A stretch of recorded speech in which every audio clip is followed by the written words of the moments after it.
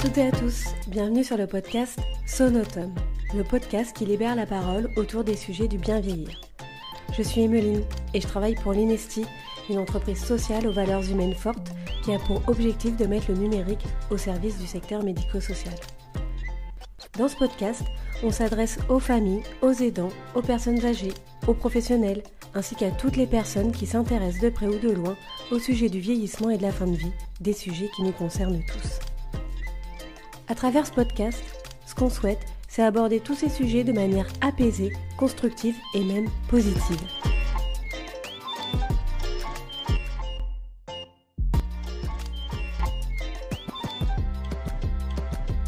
Pour ce premier épisode, je suis partie à la rencontre de Madame Anne Dabadi, directrice adjointe de l'EHPAD Grand Bon Pasteur à Bordeaux-Codéran, qui fait partie de l'association AGESA.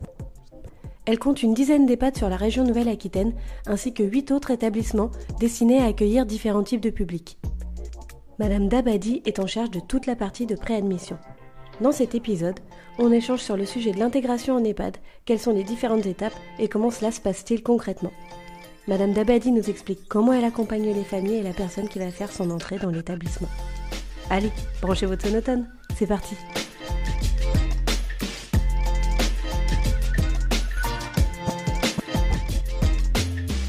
Bonjour Madame Dabadi. Bonjour. On est là pour discuter du processus d'intégration dans l'EHPAD.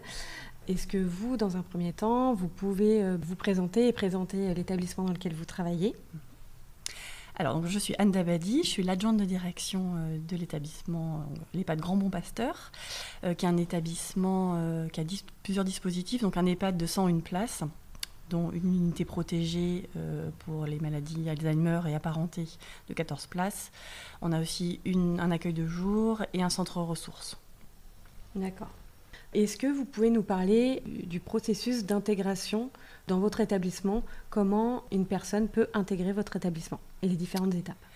Alors, quand une personne ou les familles, parce qu'effectivement la plupart du temps c'est quand même des familles qui s'adressent à nous pour orienter, qu'on accueille leurs proches, soit un parent, un grand-parent ou un époux, une épouse également, c'est des schémas qu'on retrouve d'ailleurs de plus en plus souvent.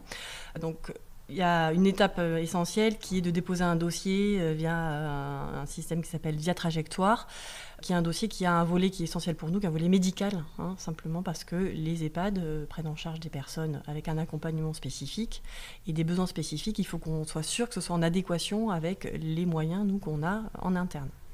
Donc ce dossier, il est déposé via cette plateforme. Il est ensuite étudié par notre médecin coordonnateur ou notre équipe soignante. Si le médecin n'est pas forcément là, il n'est pas là tous les jours, donc c'est analysé en fonction de nos capacités. On donne un premier avis sur ce dossier qui est favorable ou défavorable. Si cet avis est favorable et qu'on a une place de disponible, moi je contacte les personnes, parce que moi je suis en charge des préadmissions dans l'établissement, donc je dis préadmission, on est vraiment dans la phase où on a une place de disponible. On a un profil de demandeur qui correspond, nous, à nos capacités de soins et d'accompagnement. Mmh. Et donc, je contacte les personnes pour les rencontrer, leur expliquer, faire visiter l'établissement, répondre à toutes leurs questions, parce qu'il y en a beaucoup. Donc, c'est une étape où on rencontre les gens dans une phase assez stressante, parce que c'est souvent des demandes qui sont faites assez en urgence. Même si parfois les gens ont l'impression qu'ils ont un peu anticipé, mais finalement le moment du placement, c'est un terme un peu difficile, mais c'est un peu cette notion-là de placement en EHPAD, il est toujours un petit peu précipité. Et voilà. D'ailleurs, on rencontre rarement les personnes elles-mêmes, ce qui est dommage, mais souvent elles sont hospitalisées ou elles ne sont pas en capacité de se déplacer. Ça arrive, mais c'est rare. Donc voilà, donc, cette première rencontre, c'est moi qui l'assure lors d'un entretien de préadmission. D'accord. Donc là, sur la préadmission, donc ça c'est ce premier temps où j'essaie d'expliquer à la fois de façon exhaustive, mais en même temps synthétique, parce qu'il y a tellement d'informations à absorber, puis les gens sont aussi dans une phase de recherche, de questionnement, etc. Donc on essaie d'être le plus clair, le plus posé possible, le plus accueillant possible aussi, même dans cette phase-là. Donc à l'issue de ce rendez-vous, on donne toujours évidemment un délai de réflexion, etc., mais qui doit quand même être assez court. Oui. Nous, on donne quelques jours, on va dire, maximum pour nous valider la place. Donc ensuite, on organise l'entrée et l'accueil de la personne. quand vous demandez à une personne, enfin vous lui donnez un délai de réponse, est-ce que vous avez contacté d'autres personnes ou est-ce qu'elle est la seule sur la place ? C'est pour ça qu'on demande un délai assez court. C'est que moi, je ne rencontre personne d'autre tant que la famille que j'ai rencontrée avant ne m'a pas validé. La chambre est réservée pour eux. Enfin, nous, on fonctionne comme ça. Très bien. Voilà. On a plusieurs demandes qui sont sur des listes d'attente. Donc, toute l'idée, c'est de respecter aussi les personnes, de leur laisser ce temps-là, tout en leur faisant comprendre qu'effectivement, il y a aussi d'autres personnes qui attendent et que nous, on a quand même aussi une logique derrière d'accueillir des personnes quand une place se libère. C'est la logique aussi économique, malheureusement, qui veut ça. Mais voilà. Mais on a la chance quand même d'être dans un secteur associatif qui permet quand même d'avoir un peu de temps. On n'a pas encore de pression, on va dire, par rapport à ça. Peut-être dans d'autres secteurs, elle y est un peu plus. Mais la réalité des choses, c'est quand même qu'on doit accueillir des personnes, c'est notre métier. Donc ce temps-là de réflexion, moi je suis toujours disponible pour répondre évidemment des questions, etc. Donc une fois que c'est validé, on va organiser l'accueil de la personne. Donc il y a tout un travail en amont qui se fait, mais c'est rapide, parce que souvent les entrées se font quand même assez rapidement. Donc entre le moment où une famille, ou la personne elle-même, ou ses proches m'ont dit oui, l'entrée peut se faire quelques jours après. Donc il y a toute une phase un peu logistique qu'on va essayer d'organiser. L'idée, c'est que le jour où la personne rentre, elle ait le moins de choses à penser administratives, elle ou sa famille, qu'il ne rentre que pour la personne, ses besoins, répondre à ses questions vraiment de besoins personnels, de sa santé, ses habitudes, qu'est-ce qu'elle prend au petit déjeuner, même si ça aussi on essaie de le recueillir un peu en amont pour éviter vraiment, pour se dire là c'est un temps où on l'accueille. On pense à elle, on s'installe dans la chambre, on essaie d'aménager un peu la chambre, c'est déjà très stressant. Donc cette phase de préparation de l'entrée, on essaie au maximum de supprimer le stress du jour J, lié à des contraintes logistiques, administratives. Et tout le volet administratif, il est traité en amont ou après ? Non, et on essaie au maximum de traiter en amont. Donc ça va être tous les documents, ordonnances évidemment, ça il nous faut toujours en amont, les papiers d'identité, tout ce qui est relatif aussi au paiement, à la facturation, etc. Donc au maximum en amont. Si le jour J c'est pas réglé, on va pas régler le jour J, on va le régler un peu après. Mais vraiment l'idée c'est que le jour J, alors ça peut arriver que des gens disent moi je suis disponible qu'aujourd'hui donc on va tout régler en même temps, mais honnêtement c'est pas l'idéal, donc nous on demande plutôt à faire ça en décalage, soit avant idéalement, soit un peu après. Donc normalement on a tout du coup calé, ça c'est dans les... quand c'est idéal, mais c'est vraiment ce vers quoi on tend. La personne arrive, on a même recueilli avant ça, dans la phase de préparation, des éléments, ce qu'on appelle un peu de vie. Dans un document qui s'appelle « Parlez-moi de vous » ou « Parlez-moi de lui ou de elle », si c'est assez proche, en fonction de si la personne peut s'exprimer ou pas, de ses capacités. Pour justement avoir des indications, d'éléments pour nous aider à l'accompagner le mieux possible, le plus vite possible en fait. Par exemple, des choses qu'il faudrait absolument qu'on sache, qu'elle déteste, peut-être des souvenirs qu'il ne faudrait pas réveiller, ou peut-être des choses qui nous permettraient de comprendre une attitude ou un comportement de la personne, et soit de le maîtriser si il doit arriver, soit de ne pas le provoquer. Voilà, donc ça c'est des petits éléments de vie. Alors, on ne demande pas à connaître la vie entière des gens. Vous recueillez les habitudes de vie. Mais on recueille des habitudes de vie et quelques éléments de sa vie, de son histoire de vie qui nous permettraient de comprendre ce qu'elle est aujourd'hui et comment elle fonctionne et de mieux l'accompagner. Et de mieux l'accompagner au mieux le plus vite possible. Voilà. Et est-ce que vous pouvez nous dire quelles questions reviennent le plus souvent, quelles questions posent les familles avant l'intégration ? Alors, c'est des questions évidemment très pratiques de rythme de vie. Donc à quelle heure on prend les repas, à quelle heure le petit déjeuner, est-ce qu'il est servi en chambre ou pas, est-ce que le repas est pris en salle à manger, vraiment de fonctionnement de base. On nous demande également régulièrement de plus en plus le ratio aussi de soignants, de personnel en fait présent par rapport au nombre de résidents. Donc évidemment c'est normal, on y répond. On a un ratio de 1 aide-soignant pour 10 résidents et après évidemment il n'est pas seul. Ce qu'on explique c'est ça, c'est le fonctionnement de la maison. Les gens en fait ne savent pas ce que c'est un EHPAD. Aujourd'hui, on ne sait pas tant qu'on n'a pas franchi la porte de cet établissement, c'est un endroit qu'on a le moins envie de... c'est vrai. Plus tard, on ira ouvrir la porte de cet établissement, mieux ce sera. La plupart du temps, on se dit que c'est vraiment un échec en fait d'arriver en EHPAD. C'est que le reste n'a pas fonctionné. Sauf que du coup, nous, on doit un peu détricoter cette image-là en expliquant que non, mais c'est aussi un lieu de vie. Donc par exemple, on nous demande souvent si on peut sortir. Oui, bien sûr. C'est pas une prison, hein, donc c'est un lieu où il y a beaucoup de vie, d'ailleurs beaucoup de mouvements, beaucoup de passages, beaucoup de visites. C'est ça d'ailleurs qui est parfois pas simple. Nous, on est garant quand même de la sécurité des personnes, donc on a cette responsabilité-là, tout en leur permettant évidemment d'aller et venir, de voir leur famille. On dit aussi aux familles qu'elles restent les aidants de leurs proches, mais dans une autre... ça va prendre une autre dimension. Oui. À nous, notre cœur de métier, c'est l'accompagnement, le soin, l'hygiène, mais à l'aidant ensuite de prendre un autre rôle, peut-être plus social.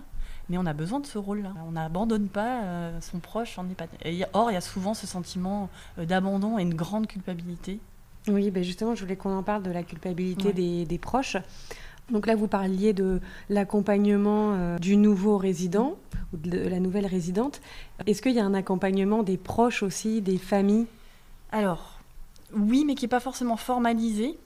En fait, je dirais que finalement, moi, les familles, je les vois presque plus, à mon niveau, que les résidents au départ, puisque la préadmission se fait quasiment qu'avec les familles. Je dirais à 80%, on organise tout ça en amont avec les familles. Donc moi, tout ce temps où je vais commencer à nouer un lien aussi, et j'espère un lien de confiance avec les familles, il se fait, l'enjeu, il est vraiment dans cette phase de préadmission et d'organisation. Oui. Ensuite, on les accompagne. On va dire de façon un peu informelle, mais on propose par exemple toujours un accompagnement ou en tout cas un rendez-vous avec notre psychologue. Bon, elle est quand même là qu'à mi-temps, donc forcément c'est quand même limité, elle ne peut pas forcément aller voir tout le monde, mais quand les familles expriment ce besoin, on oriente vers la psychologue. On a aussi d'autres dispositifs dans l'établissement qui permettent les familles de leur apporter des fois des aides ou des activités, d'ouvrir aussi un petit peu leur centre d'intérêt, de décentrer un petit peu leur centre d'intérêt du résident vers un peu autre chose, vers eux-mêmes peut-être. Mais c'est vrai qu'on n'a pas un accompagnement spécifique. Ce qu'on fait, c'est évidemment des rencontres régulières pour faire le point sur le proche. Mais voilà, sur la famille, sur l'entourage en lui-même, on ne va pas forcément avoir de mesures... il y a évidemment le Conseil de la vie sociale qui existe, il y a des lieux évidemment de parole et d'échange qui existent, qui sont bien d'ailleurs saisis par certaines familles qui le souhaitent, pas toutes, mais après on n'a pas vraiment de procédure d'accompagnement, dispositif spécifique d'accompagnement des familles dans l'EHPAD. Ça se fait au fil de l'eau, au fil de l'accompagnement de la personne.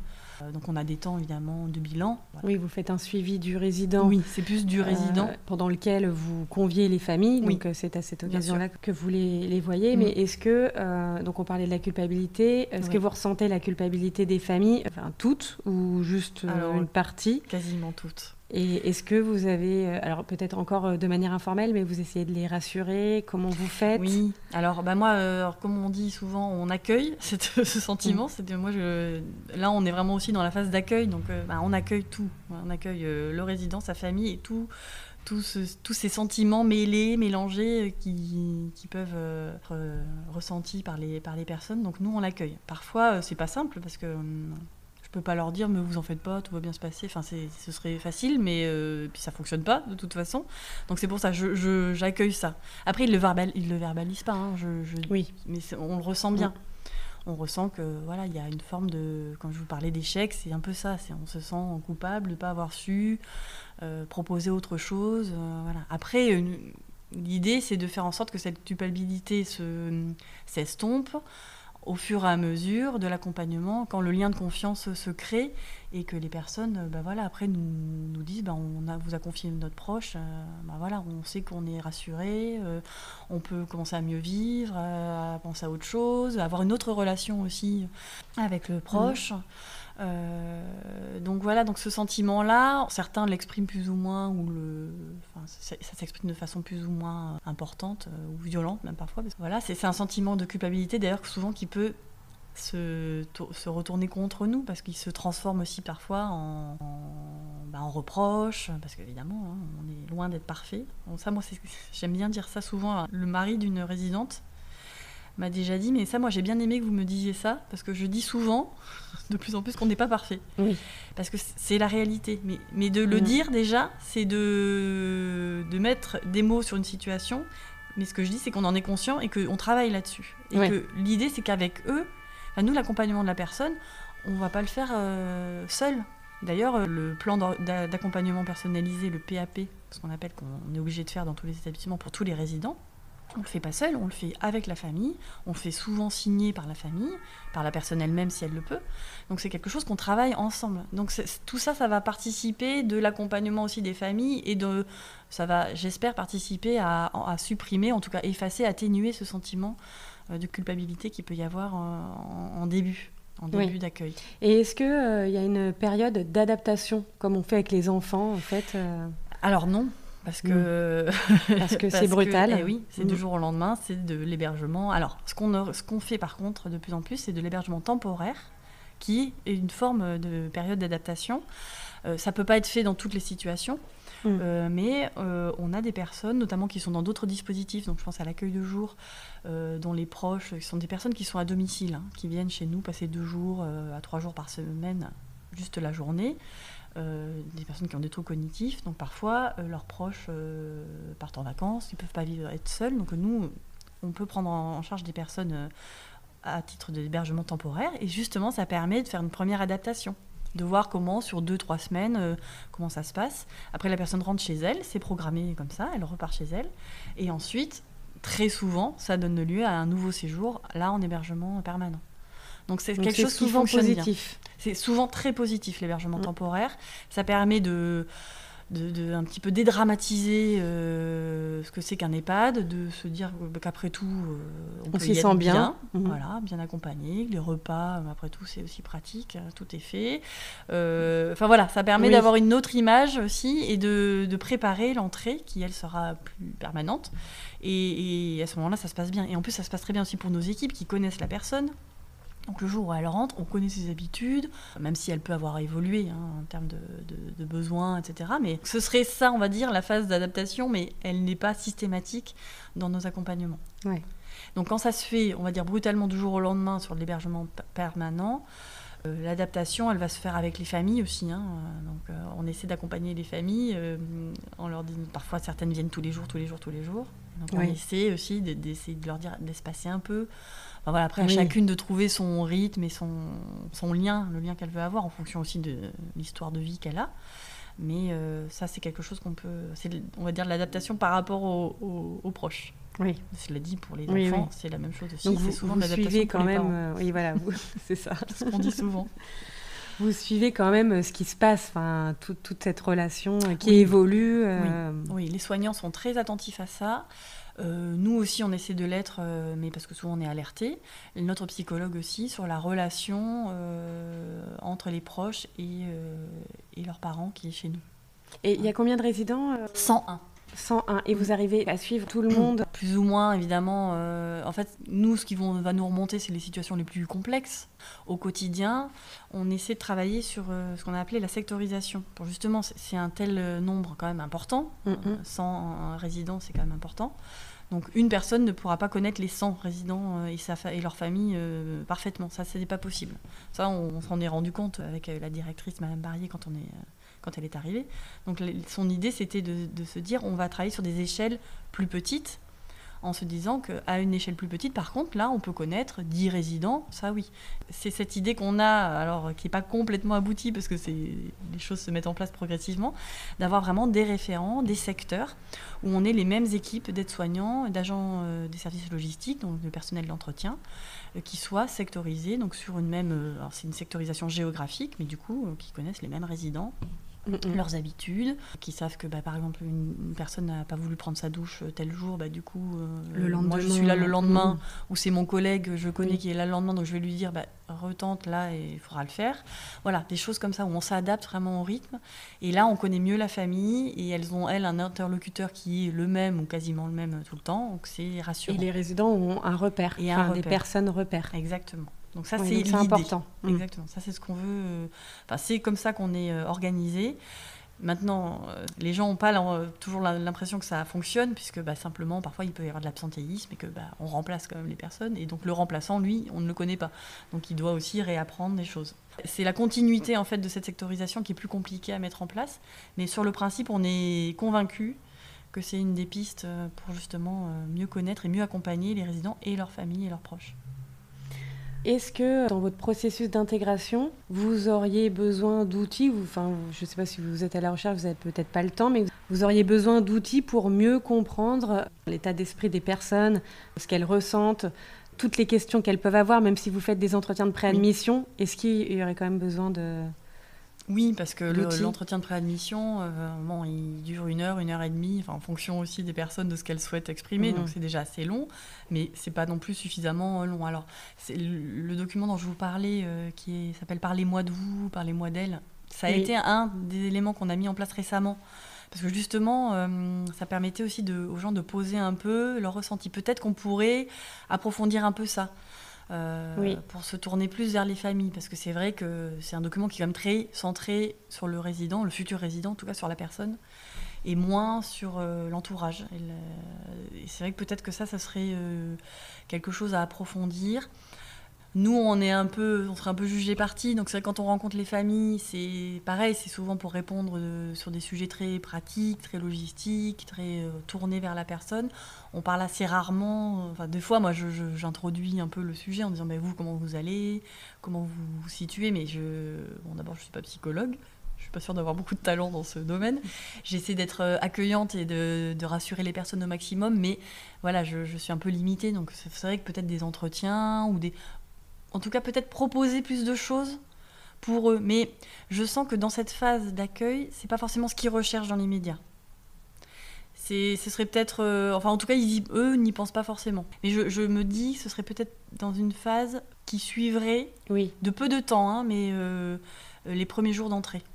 J'ai rencontré un proche tout à l'heure qui a sa femme dans l'EHPAD et il me disait que toutes les informations un peu techniques, administratives, il les avait pas, intégrées, digérées, parce qu'en fait, il était dans un état émotionnel un peu de choc. Donc, il n'arrivait pas, à intégrer toutes les informations. Donc, finalement, c'est peut-être pas le bon moment à ce moment-là. Oui, alors c'est vrai qu'en même temps, les informations administratives, on est bien obligé de les donner avant, parce qu'après, on a des obligations réglementaires. C'est vrai que c'est un temps qui est compliqué, l'entrée, parce que il nous faut à la fois beaucoup d'informations sur la personne et à la fois beaucoup d'informations qui vont nous permettre de faire le contrat de séjour, administratif, de soins, de dossiers, de paperasse un petit peu. Et malheureusement, au début, il en faut toujours. Peut-être qu'il faudrait un temps, soit raccourcir ce temps, ou soit, moi je me dis peut-être reprendre un temps, 15 jours après. Normalement, il faut qu'on le fasse par rapport à l'accompagnement personnalisé. Parfois, ça c'est compliqué à faire, parce que pour le coup, sur 100 résidents, c'est quand même quelque chose du rôle de la direction de l'encadrement. Et il faut se dégager ce temps. Mais c'est vrai que ce serait pas mal à 2 semaines, 3 semaines de l'entrée, revenir vers les personnes et prendre un petit temps pour déjà avoir leur ressenti sur ces 3 premières semaines. Leur demander si elles ont encore des questions, repréciser des choses, peut-être administratives, peut-être logistiques. Comment elles se sentent. Et peut-être du coup mieux les orienter. C'est vrai que ça, c'est peut-être quelque chose qu'il faut, c'est même sûrement quelque chose qu'il faut qu'on approfondisse. Et peut-être leur donner des informations supplémentaires sur le fait que leurs proches peuvent venir en transport, on peut venir les chercher et les amener un après-midi chez eux, des choses comme ça. Des choses qu'elles pensaient pas forcément possibles et qu'on peut reprendre avec elles. Qu'elles n'auraient pas forcément intégré à l'entrée. Parce que je vois, il y a un côté, on est en apnée en fait, on rentre là, on est en apnée, on s'occupe de l'entrée, puis après on souffle et puis finalement le temps passe et puis après donc c'est vrai que la rencontre elle se fait en fonction des personnalités des gens, des demandes des gens, mais on vient peut-être pas assez au devant d'eux pour leur proposer ces temps-là. Et je sais que quand on leur propose, ils sont souvent évidemment très ouverts, parce que ils ont envie un peu comme un parent et un enfant. On comparait tout à l'heure sur la phase d'adaptation. Vous avez un enfant à l'école, finalement, l'école, la porte se ferme, vous ne savez pas ce qui se passe. Donc on est toujours preneur d'un temps un peu plus individualisé pour parler déjà de son proche et puis parler de soi, de ses difficultés d'accompagnement. Donc c'est pareil finalement dans un EHPAD. Parce que ça reste une collectivité qui est un peu opaque, qui a son fonctionnement, ses règles. Donc après, je ne sais pas quel outil pourrait nous aider à ça, parce qu'après, toujours pareil, c'est une question de temps. C'est quelque chose qu'il faut qu'on améliore. Oui. Ça, c'est sûr. Et donc, pour terminer, est-ce que vous auriez un message ou un conseil à donner aux familles qui nous écoutent, qui souhaitent intégrer leurs proches dans un établissement ? C'est pas facile. Ça m'arrivera peut-être un jour en plus. Il faut ressentir les choses aussi, de toute façon, quand on est dans un lieu. Voilà, moi, je le dis souvent aussi, il faut se sentir... ça dépend ce qu'on va rechercher. Voilà, il y a des gens qui vont rechercher un cadre beau, joli, le confort matériel, etc. Et d'autres qui vont avoir plus une envie de feeling sur l'humain, plus peut-être sur des projets ou quelle est l'ambiance dans le lieu. Moi, le conseil que je donne souvent, c'est d'essayer de rencontrer plusieurs établissements avant de faire son choix. C'est quand même, ça permet de se dire qu'on n'a pas été contraint dans le choix et qu'on a vraiment pu faire un choix en éclairé, on va dire. Mais est-ce que c'est possible, ça, d'avoir des places dans plusieurs établissements? Okay. Alors, quand le jour J, on a la place, voilà. Mais l'idéal, c'est peut-être en amont d'essayer de ne pas se retrouver dans la situation où on est au dernier moment. Voilà. Maintenant, je dis ça, c'est beaucoup plus facile à dire qu'à faire. Mais c'est vrai que nous, les gens, quand même, arrivent à avoir plusieurs rendez-vous. Moi, souvent, quand je leur demande, est-ce que vous avez vu d'autres établissements ? Et moi, je leur dis, mais moi, je trouve ça très bien. Parce qu'on n'est pas le seul et que voilà, il y en a pour tous les goûts. Il y en a pour tous les goûts. Il y a aussi évidemment une notion de budget. Hein. Nous, c'est vrai qu'on est dans des établissements où on sait bien qu'on a un prix de journée qui est assez faible par rapport à d'autres structures, donc c'est forcément attractif, mais il n'y a pas que ça. C'est pas ça qui va faire que les gens vont rester chez nous après, ou que ça se passera bien. C'est autre chose, donc il faut qu'ils voient cette dimension qui est pour elle importante. Le conseil, c'est d'essayer de faire confiance, même si c'est pas forcément facile. D'emblée, alors, on va dire en tout cas de donner la chance à l'établissement, de laisser le temps aussi à l'établissement de connaître leurs proches. Oui, on va faire des erreurs au début.